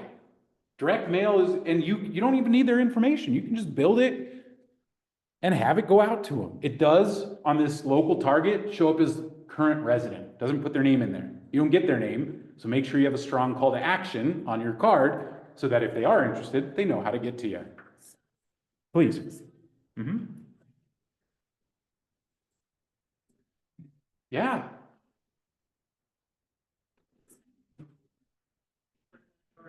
Yeah. Little golden letter kind of style, I have a buyer for your home kind of vibe, and you do. So I think that's a great way to double down on your lead gen, right? Because you're finding something for your buyer, but a lot of times that generates business that your buyer doesn't buy, but they end up listing and you're selling their home, right? And so I love that. But we can also in here, do you see the other option on the screen where it says targeting, lead target? But then I can also choose target my database. And then I can just hit add contact, search for old AJ in here. Oh, but then I can't check his name off. Why can't I check AJ's name off? Yep, you see this little exclamation point here to the side? This little guy, it says, please provide an address. So if you don't have the address, it will not let you add them in. But when they do have the address, it's as simple as checking the box. It's the same price for 1 as it is for 100, as it is for 500 per card. Right? It's not the same price overall, but per card, you can send 1 and it's $1. You can send 100 and it's $1 per piece. Right? There's no volume limits on this or minimums. Now, let's talk about first class and standard here. I almost always send first class, and the only reason is when I schedule these out, especially for birthdays, because I schedule these out for a birthday. First class mail gets me a 4 to 6 day window of delivery. Standard mail gets me a 7 to 14 day window of delivery. So if I don't care about when it gets there, I'll use standard. Most of the stuff I send is time sensitive. Birthdays, home anniversaries, event invites.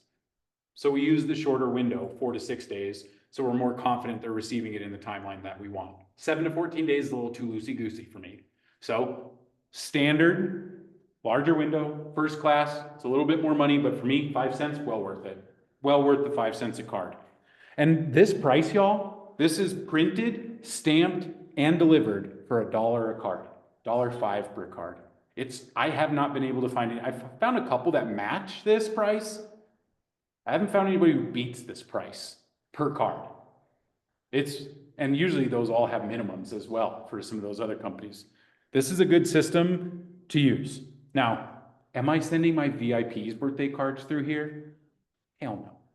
All this sends is a postcard.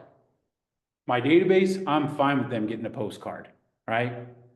My VIPs, I'm gonna go to Target, get a card, get a gift card. I'm gonna make it a very important person card. Right? They should know that they're a VIP when they receive that. That's where you spend money, is on the people that have brought money into your world. Because if you don't know what makes them a VIP, here's the easy definition. You closed with me in the last 12 months, you brought me a referral in the last 12 months. That's how you become a VIP. Period. You bring business to me, I get to give more back to you. And you organize those people and you make them feel special in that VIP group, because the VIPs should just not necessarily increase your touches on your plan, you're just increasing the value of your touches on that plan. Maybe it's more, but the important part is increase the value. Right, your VIPs, that's when you're like, I'm gonna take all my VIPs out to dinner once a year, right? Them and their spouse or them and their partner. That could be something you do for your VIPs that some people will love. There's lots of ways to build that out. But that's it, y'all. That's building a direct mail.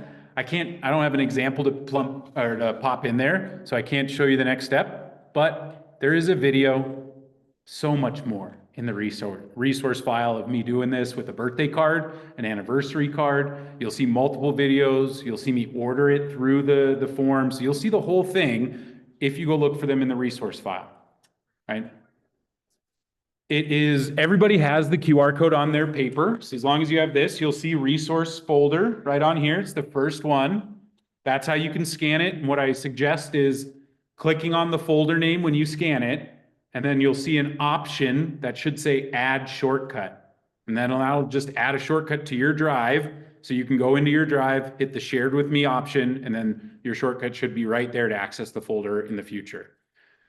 But all of it's in there. There is probably a lot, too much in there, but it's organized. It's broken down into folders, database resources, pipeline resources, open house resources, broken down so it makes it easy to find the information you need. Now, the next piece, how are we doing on time? Not bad. The next piece is events and giveaways. And I love events and giveaways. They are the bread and butter of the team I work for. Other teams I've worked with, it's the same thing. We crush events and we get business out of them every single time we do that. Every time. And events and giveaways, I don't have time to teach you guys all of that stuff today. So it's in the resource file. But it needs to be updated. Everything in the resource file is from my class in January this year.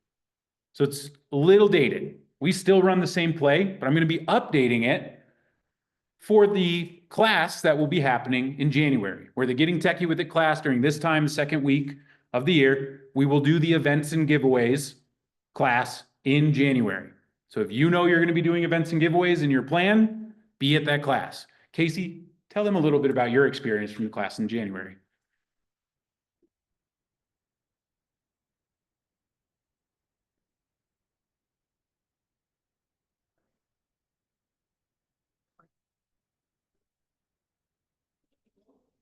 My database and my lender partner database. So and we got sponsors, which was great because it's like $650 now, so it's expensive. But we rented out. That's actually not bad for 100 people. It was amazing. We had like sponsors pay for like bar tab. We had them pay for snacks. It was like the most fun event ever. And I closed 2 deals this year. One was $1.05 million, and one was $500,000. And one of them was return business. So, and it was so fun. And so we're like doubling down on there this year, or well, February 2026. So, but cool. Just like the systems of how to communicate and follow up, like made a huge difference. So you should. It works, y'all. I can point to about 8 million in volume, including Casey's, of people who've told me those exact same stories about running the event system that I've given out. So if you're interested and you want to be the professional to run your events, get people there and get business out of the events you run, be at this class. It's going to be rad. It's a lot of fun. And events are one of the easiest ways to show your personality to your database. The things that you love, and there's a good chance they love it too. Go plan some great events. Like this stuff works from everything to simple happy hours and homebuyer classes to big scale appreciation events or other not as traditional events. The system works because the message is not as important as the system when you're setting it up, and you just go in and adjust all the messaging that's appropriate for you. So if you do want access to the older material, it's in there in the events and giveaways folder inside of the resource folder.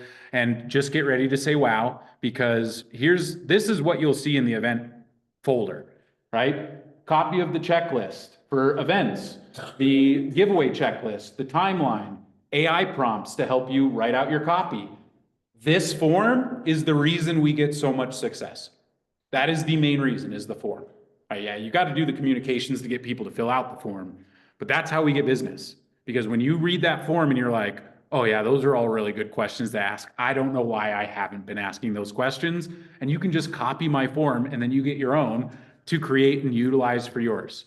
I just ran a campaign for a client or for an agent here doing this system. We got 4 referrals out of 64 entries, 4 referrals, and I think 2 new pieces of business that he didn't know about before, because we got like 6 pieces of business, but he already knew about like 4 of them. They're already working with them. But they work, y'all.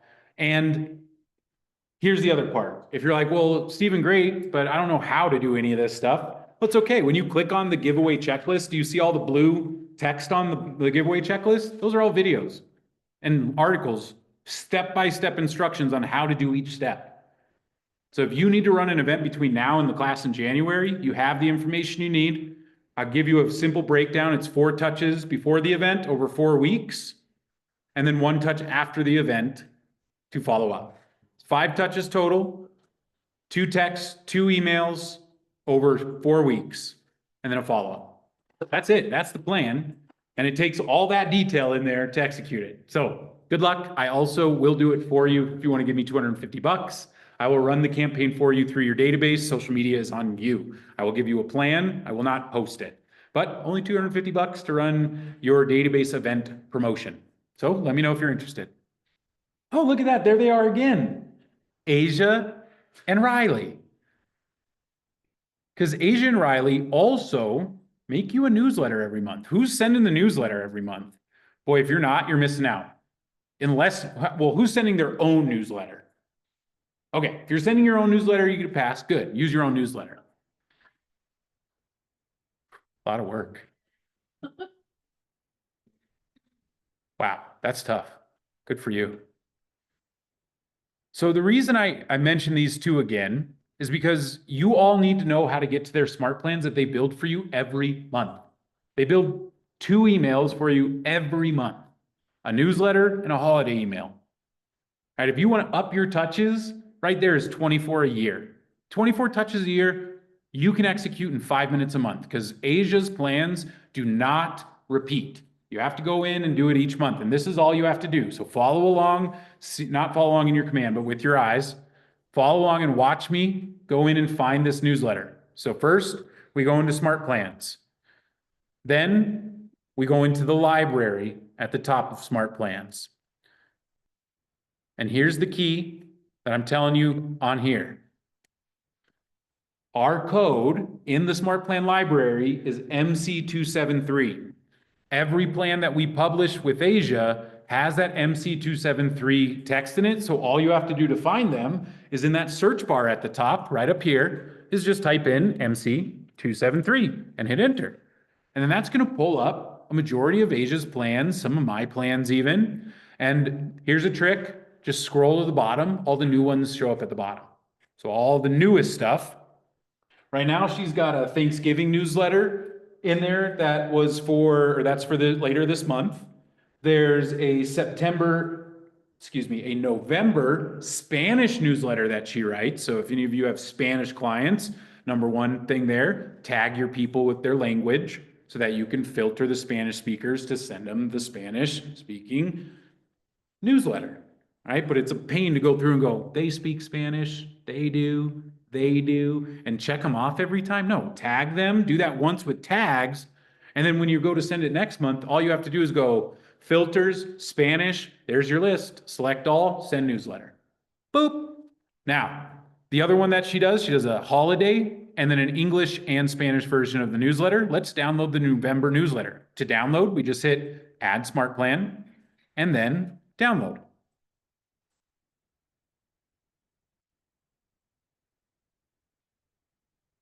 Let me do it the second time. So then once you download it, you go to My Smart Plans back at the top and you'll see it listed first right there. Now follow along here because this is a part where I don't think people realize that you can edit this email. You can add stuff to this email. And in fact, I recommend you add your own flair and spice. I'm not saying change it. I'm just saying like add a section of your own so you're not just sending them Asia's voice. And so all I have to do to edit it is hit the pencil to the right side of the screen. Okay, this is where it gets confusing. So follow along, stay with me. We click on the piece that we want to edit. So we want to edit the email. Now, I don't have anything to edit here.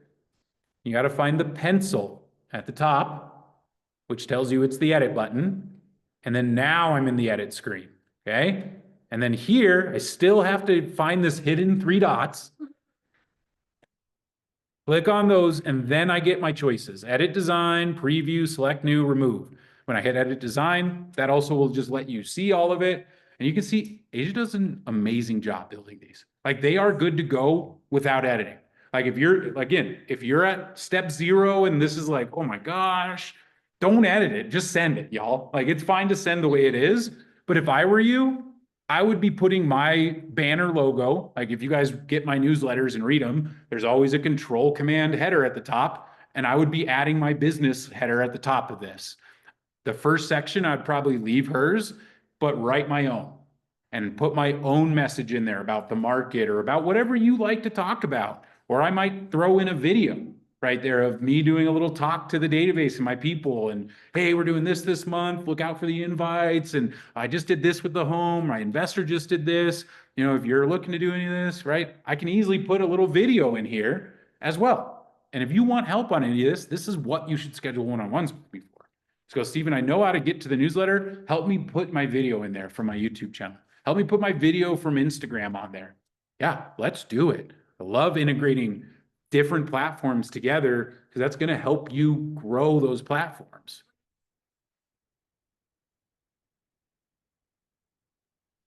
Like a preview as in like a thumbnail.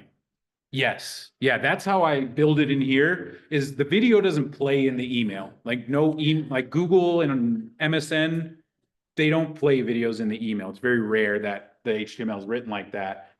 But yeah, this, it ends up just being a picture that's linked to the video. And so, but then what I do, Cecilia, is so I take that thumbnail and then I just jump into Canva and I grab the YouTube play button and I just put that in the center of the photo because everybody identifies that red circle with the white triangle in it as a play button. And then when people see it on a photo, they know tap. Right, so I just link the photo to the video. So when they tap that screen, it just goes boop, new tab, and there's my video playing in the story right there. Right, and so that's a 5-minute task when you're good at doing this and you have them set up, you have the video and the link. Quick and easy to do this kind of stuff. But you can get in here, edit this. You can leave it the same. It's awesome. The holiday email is awesome too. But here's the thing: if you've gotten this far, nobody's getting this email. There's another step. We got to get it to the people, okay? So we have to go to contacts, because downloading it just downloaded it to your system. It didn't send it to anybody. So we have to go to contacts. No, Bad Buddy was one of the people I moved out of my database. Yeah, I was like, no way I'm doing business with you, buddy. How dare you perform at the Super Bowl? How dare you? All right, sorry, I digress. All you have to do, select the people you want to receive the newsletter, right? And for me, it's everybody in my database. Newsletter, I don't really, change. It's just everybody gets it. I select the people I want to send it to. I come down here to the bottom of the screen where it says add to smart plan. We click that. There's our list of smart plans. And here's our newsletter at the top. We hit select.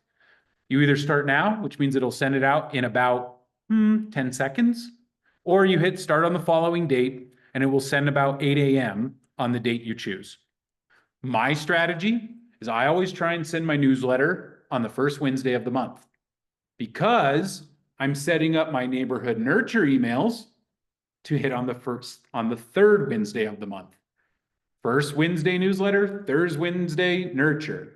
First Wednesday, third Wednesday. So every 2 weeks, they are getting a nice little drip of touches from me that are valuable. Newsletter holds value and the neighborhood nurture is valuable as long as the neighborhoods I have in there are valuable to the contact that I have them on. And neighborhood nurture is my favorite smart plan in the library. Everybody should use it. If you have addresses, it makes it easier to use because most people care about the real estate and the place they live. So when you have their address, Command sets their neighborhood, and now as long as you have an email, you can send them to the nurture. All right, that's it for the newsletters. It works the same way for the holiday emails. That's it, y'all. And when you go and do this, it's not going to be as fast as I just did it. I've done it probably 150 times. You can get that fast if you do it 5 or 6 times. That's all it really takes, where it's just like, all right, smart plans, library, MC273, find the new one, download. Okay, go to my list, select my people, send smart plan. All right, select the same people again or a different list, send Spanish smart plan. All right, next one. And you bang it out in 5 minutes, you schedule them out to go, and then you get back to your freaking phone calls.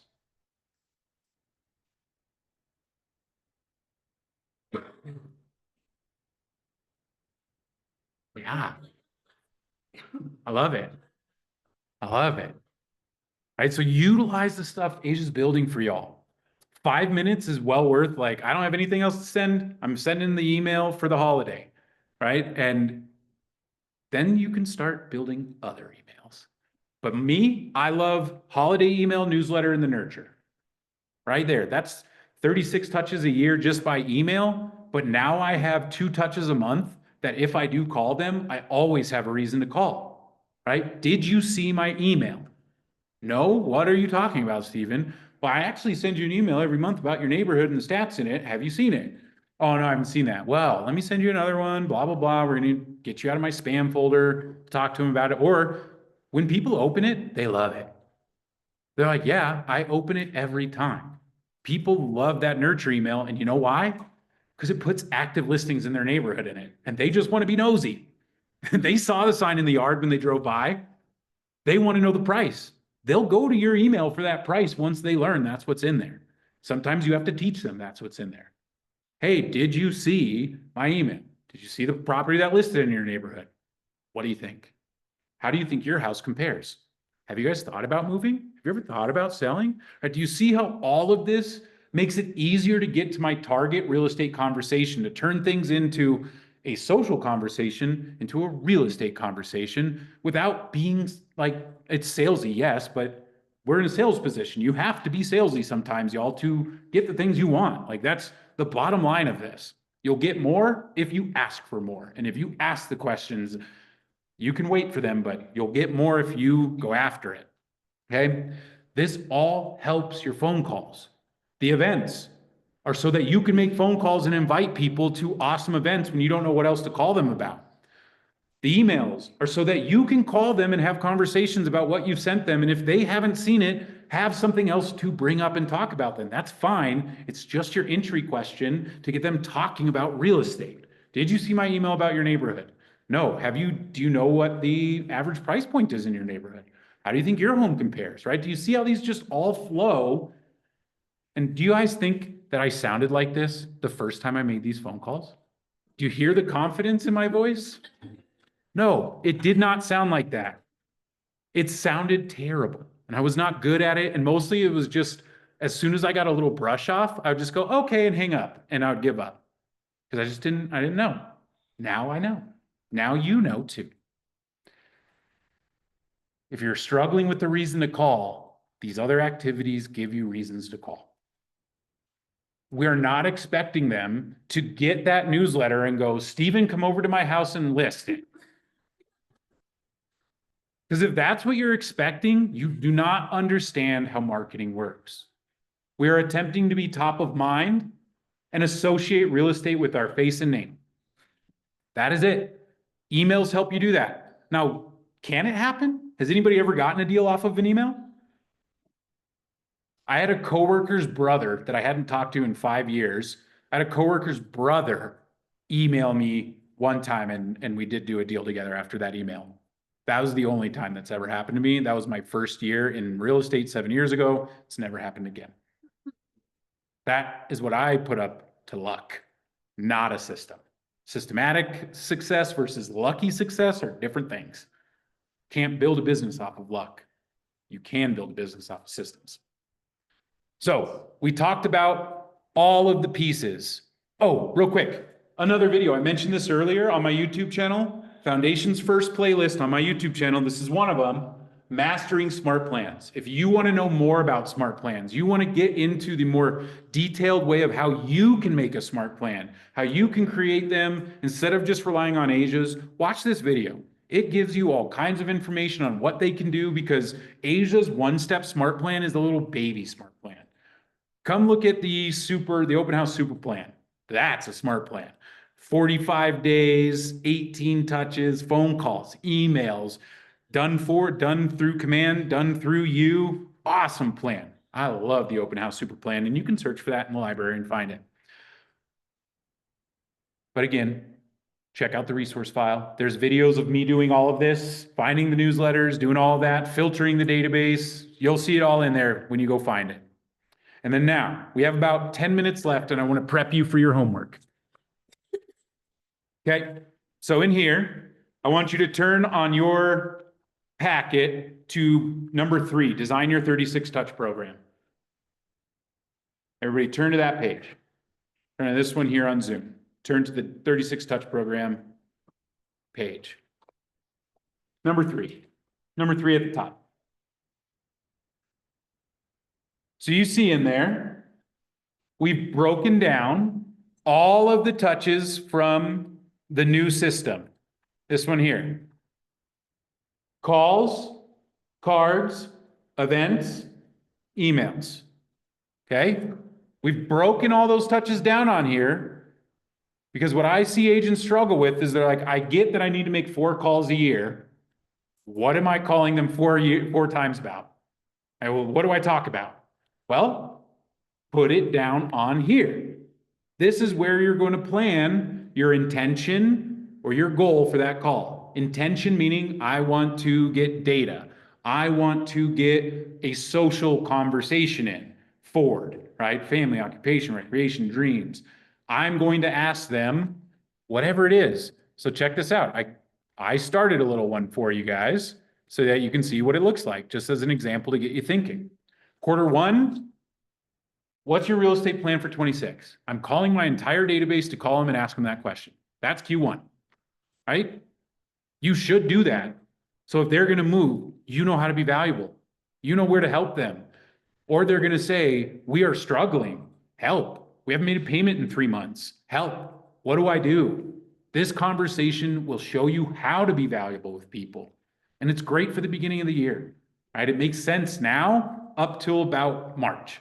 If you're asking what's your real estate plan after March, still fine. Like it's not a big deal. I would just change the language to be the rest of the year instead of 2026. What's your real estate plan for the rest of the year? No plan? Great. Have you ever thought about owning a home? Ever thought about selling your home? Do you own your home? Right, these are all questions you get to ask and data that I want when I start these conversations with those. Okay, Q2, you see that one? We're just going to dedicate our DTD2 calls to Ford and inviting them to that Q1 event, right? That can be it. And then, good question. Ford is a conversation framework. Stands for family, occupation, sorry, I was spelling a different word in my head. Family, occupation, recreation, and dreams. I like to just give you an example because those are very ambiguous. Sounds something like this. You know, how's the family? Great, great, great. Hey, are you still working at that same place? You still work at here? Or how's work? Recreation and dreams are the hard questions that people get confused on. Recreation, simple. What have you been doing for fun? That's it. Find some form of that question to ask them. What have you been doing in your free time? What have you been doing, right? This is past enjoyment. Then I'm asking dreams, which is future enjoyment. What are you excited about this year? Do you have any trips planned? That's a great way to ask that question. What are you looking forward to this year? Do you have any big goals for the year, right? Dreams is I'm trying to get an understanding of their future joy that they want.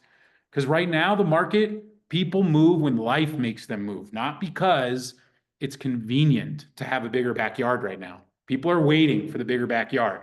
But when their job changes, when their family changes, divorce, babies, all that, that's when people are moving. And if people are having babies and you don't know until they have the baby, you're missing out. That was 9 months they were pregnant and you didn't know? You should have called them 3 times in between there, and think about how you can make people feel once you know that. Once you know that somebody's about to have a baby and you have systems in place, and now you can go, well, I know I'm going to do that, but let me send her flowers. Let me do this. And it frees up your mind to really wow people, right? This is why we plan it, so that you have more freedom to wow people in the moment when you learn more data, when you get more information, but build it out, right? Your events are probably the most important thing in here is to plan. And don't worry about running 4. If you've never run an event, do not plan 4 events next year. 2 would be the most I'd say to plan if you've never done one. They are a bear to run. It's a lot of work up front, but they work really, it's well worth all the work. Like, I'm sure the pickleball tournament was hours of work to set up.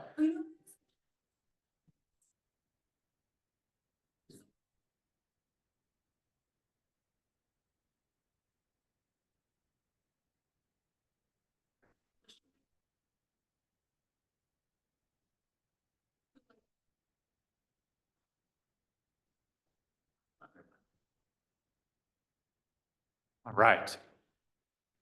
Personal notes and cards, one little note about that. You'll see I have handwritten thinking of you. Can I give you guys my favorite thinking of you handwritten note? I'm going to save it for a moment. Handwritten note, thinking of you, handwritten, delivered. Now, if I don't have an address for somebody, I'm not skipping this touch. I'm not just going, oh, no address, it's fine. Because most of you have like 10% of your database with addresses. All right, so if you're only running this on 10%, that's not effective. We want it, so have a backup plan. And for me, the backup plan, instead of a delivery of a note, it's a text message. Here's my text message that I love to send as these, like if I'm doing DTD2, this is the message I'm usually sending. And it's kind of cheesy, y'all, but it's so good. This is what it sounds like. Hey, Nini, I was showing a home in your neighborhood and I thought of you. Hope all is well, Stephen. That's it. Why is it good? Bingo. It brings up what I do very gently, right? It's not like, remember, I buy and sell homes. And if you know anybody looking to buy or sell, send them my way. Nobody likes that. Nobody is that glaze over all that. They didn't read it. But when I say something like that, where it's just a gentle, I was showing a home in your neighborhood, I had an open house near you, whatever it is that reminds them what you do in real estate, and then just saying, thinking of you, hope all is well, Stephen. And that's when they respond, I'm so glad you called me, or I'm so glad you reached out. I've been meaning to find your number. I've been hoping that we could sit down and talk, whatever it is.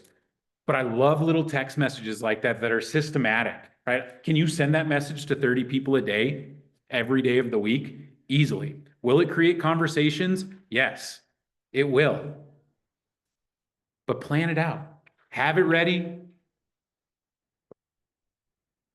What happened to my TV?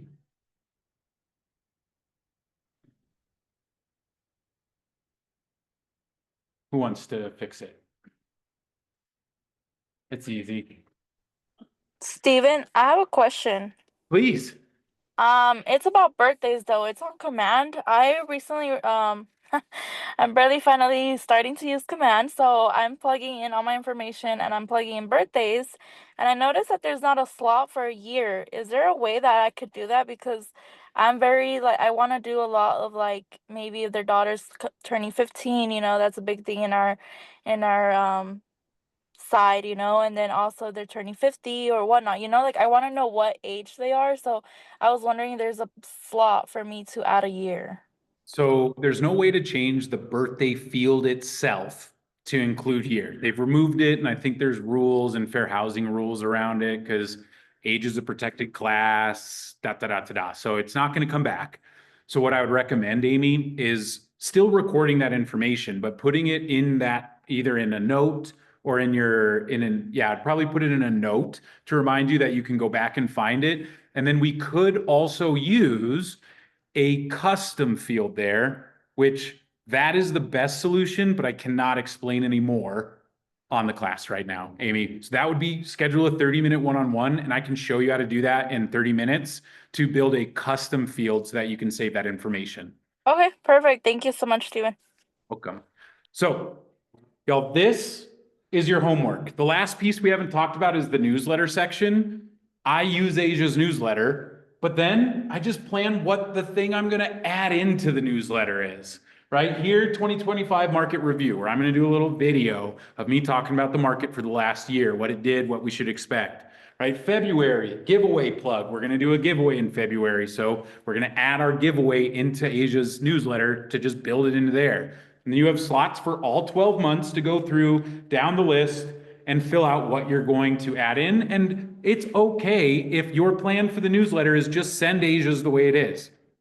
That is perfect, especially if you're newer. Don't spend time on the emails when you have it done for you. I'd rather you spend time practicing your conversations and making phone calls than editing emails. You will get more business doing that, I promise. But this is your homework, y'all. This is the next step. This is the commitment to make it happen, because I guarantee if you can't do this, you can't execute any of this. It takes more commitment. It only takes about 30 minutes to finish this. Quick draft. You'll get to more detail when you're executing it, but get it on here so that you can get it into your systems and build it out. We don't have time. Okay, we're over. So let's wrap this bad boy up. You're welcome. In December, we're going to do the convert part. So if you're like, Steven, I'm really good at this, I'm committed, but what happens when people raise their hand and say, I want to buy in 6 months? Do I leave them on? Do I change it? Well, we're going to answer all those questions on how to convert that business into appointments. And we're not going to get to go through all this fun stuff, but this is what the class will look like.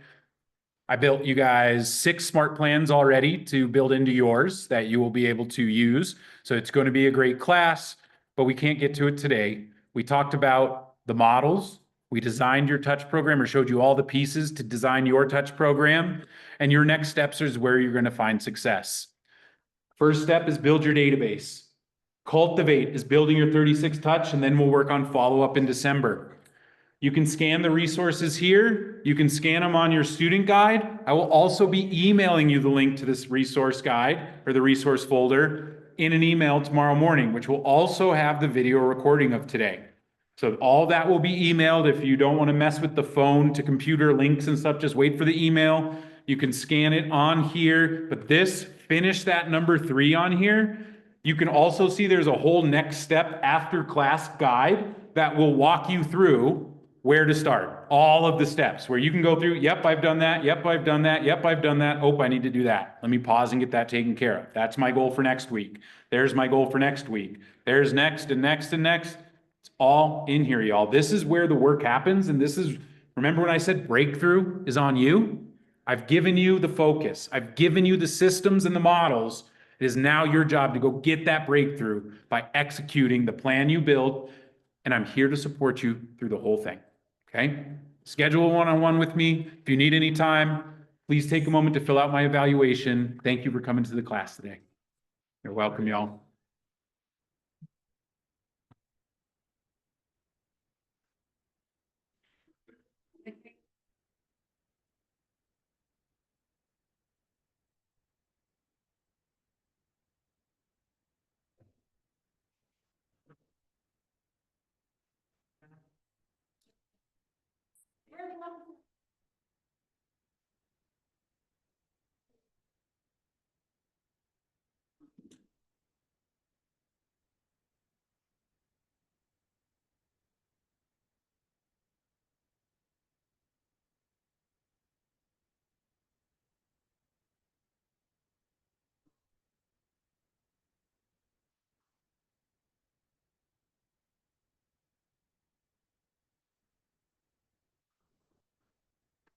Oh, gosh darn it. Did I miss questions?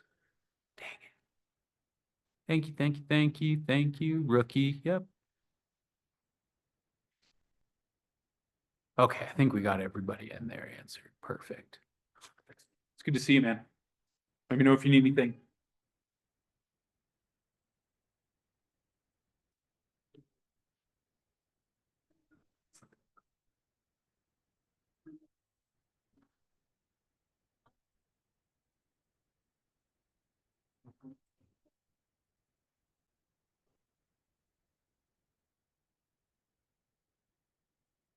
Oh, they switched 140.